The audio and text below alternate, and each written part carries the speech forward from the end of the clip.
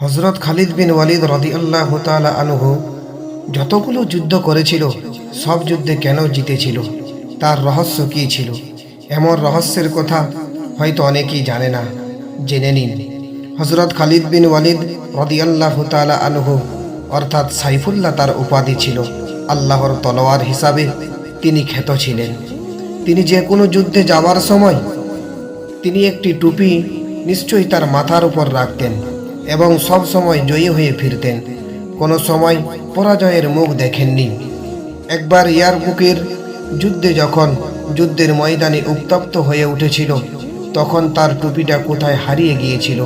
তিনি যুদ্ধ করা বাদ দিয়ে টুপি খুঁজতে লাগলেন। এদিকে শত্রুদের পক্ষ থেকে তীর পাথর বর্ষা নিক্ষেপ করা হচ্ছিল। সৈন্যরা মৃত্যুর সন্নিকটে। এই অবস্থায় হযরত খালিদ বিন ওয়ালিদ তার টুপির খোঁজে মগ্ন রইলেন। সৈন্যরা ওনাকে গিয়ে বললেন, জনাব, টুপির চিন্তা বাদ দিন, যুদ্ধ শুরু করুন। হযরত খালিদ ওদের কথার প্রতি ভ্রুক্ষেপ করলেন না। তিনি তার অনুসন্ধানে যথারীত চালিয়ে গেলেন। শেষ পর্যন্ত টুপি পাওয়া গেল।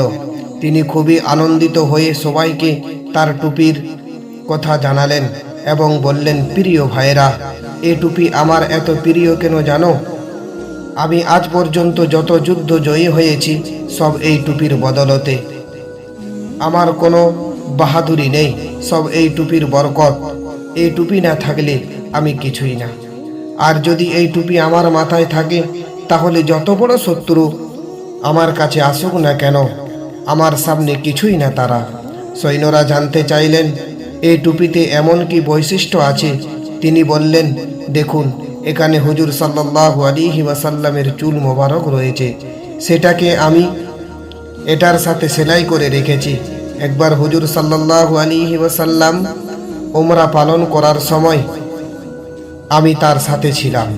উমরার পর যখন তিনি তার পবিত্র মস্তকের চুল মোবারক কাটলেন, তখন এই চুল আমি কিছু সংগ্রহ করে নিয়েছিলাম।